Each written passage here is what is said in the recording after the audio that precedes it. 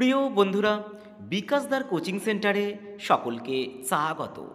আজ আমি আমার এই ভিডিওর মাধ্যমে মাধ্যমিক ভৌতবিজ্ঞান লাস্ট মিনিট সাজেশন 2024 নিয়ে আলোচনা করব।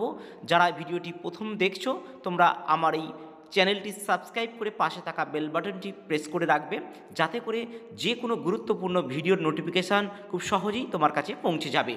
মাধ্যমিক 2024 সালের যে সামনেই পরীক্ষা, সেখানে ভৌতবিজ্ঞানের 2 নম্বর এবং 3 নম্বরের মোট 54 নম্বরের বড় প্রশ্ন পড়ে।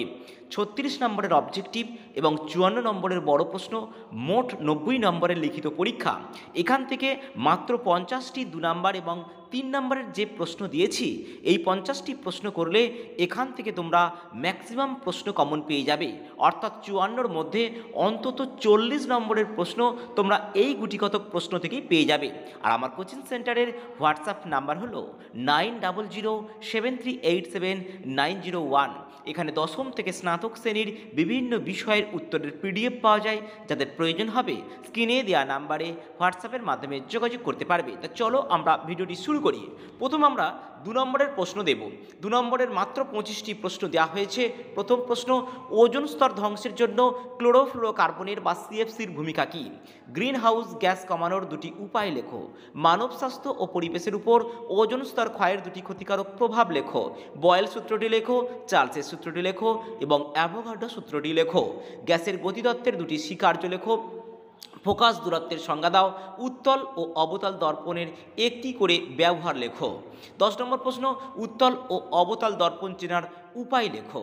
প্রমাণ করো অবতল দর্পণের ফোকাস দূরত্ব উহার বক্রতা ব্যাসার্ধের অর্ধেক। কোষের তড়িৎচালক বল ও বিভব প্রভেদের দুটি পার্থক্য লেখো।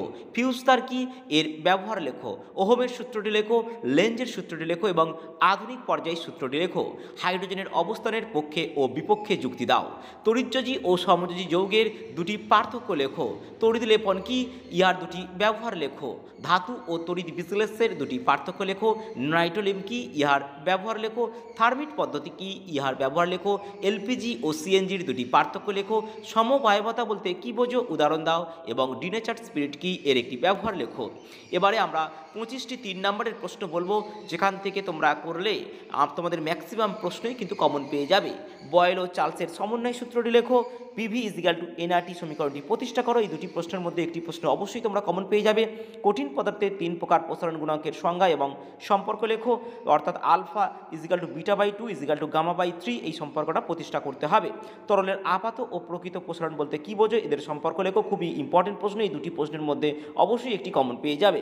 তাপ পরিবাহিতাঙ্ক বলতে কি বোঝো, ইয়ার CGS ও SI একক লেখো। পরিবাহিত তাপের পরিমাণ কোন কোন বিষয়ের উপর নির্ভর করে? তাপ পরিবহন ও তড়িৎ পরিবহনের দুটি সাদৃশ্য ও দুটি বৈসাদৃশ্য লেখো। প্রমাণ করো প্রিজমের চ্যুতিকোণ Δ = I1 + I2 - A। খুবই ইম্পর্টেন্ট প্রশ্ন, তোমরা এই প্রশ্নটা শিওর কমন পেয়ে যাবে। অতি বেগুনি রশ্মি, এক্স রশ্মি ও গামা রশ্মির একটি করে ব্যবহার ও একটি করে ক্ষতিকারক প্রভাব লেখো। পরিবাহীর রোধ কোন কোন বিষয়ের উপর নির্ভর করে? খুবই গুরুত্বপূর্ণ প্রশ্ন। তড়িৎ প্রবাহের তাপীয় ফল সংক্রান্ত জুলের সূত্র 3টি লেখো। এই প্রশ্নটি তোমরা শিওর কমন পেয়ে যাবে। আলফা, বিটা এবং গামা রশ্মি 3টি পার্থক্য লেখো। নিউক্লিয় বিভাজন ও নিউক্লিয় সংযোজন বলতে কি বোঝো? এই প্রশ্ন দুটির মধ্যে যে কোনো একটি প্রশ্ন অবশ্যই তোমরা কমন পেয়ে যাবে। পরমাণুর নিউক্লিয়াস থেকে একটি আলফা কণা ও একটি বিটা কণা নির্গত হলে পরমাণুর নিউক্লিয়াসের কি পরিবর্তন হবে? ইম্পর্টেন্ট প্রশ্ন। শ্রেণী ও পর্যায় বরাবর মৌলের তড়িৎ ঋণাত্মকতা কীভাবে পরিবর্তিত হয়? সোডিয়াম ক্লোরাইড, ক্যালসিয়াম অক্সাইড এবং কার্বন ডাইঅক্সাইডের মধ্যে কোনগুলি তড়িৎযোজী ও কোনগুলি সমযোজী? লুইস ডটের সাহায্যে দেখাও। লোহার উপর নিকেলের প্রলেপ দিতে অ্যানোড ও ক্যাথোড হিসাবে এবং তড়িৎ বিশ্লেষণ হিসাবে কী ব্যবহার করবে? কপার তড়িৎদ্বারের সাহায্যে কপার সালফেটের জলীয় দ্রবণের তড়িৎ বিশ্লেষণ আলোচনা করো। অসওয়াল্ট পদ্ধতিতে নাইট্রিক অ্যাসিড প্রস্তুতি বর্ণনা করো। স্পর্শ পদ্ধতিতে সালফিউরিক অ্যাসিড প্রস্তুতি বর্ণনা করো। এই 3টি প্রস্তুতির মধ্যে যে কোনো একটি প্রস্তুতি 3 নম্বরের তোমরা শিওর কমন পেয়ে যাবে। জৈব ও অজৈব যৌগের 3টি পার্থক্য লেখো। খুব ইম্পর্টেন্ট প্রশ্ন। অ্যাসিটিলিনের সঙ্গে হাইড্রোজেনের বিক্রিয়াটি লেখো। মিথেনের সঙ্গে ক্লোরিনের বিক্রিয়া এবং ইথিলিনের সহিত লাল বর্ণের বমিন জলের বিক্রিয়া লেখো। এই 3টি বিক্রিয়ার মধ্যে একটি বিক্রিয়া তোমরা অবশ্যই কমন পেয়ে যাবে 3 নম্বরের প্রশ্ন। রাসায়নিক গণনার অঙ্ক, তারপরে গ্যাসের আচরণের অঙ্ক এবং চলতড়িৎ থেকে অঙ্ক তোমাদের প্র্যাকটিস করতে হবে।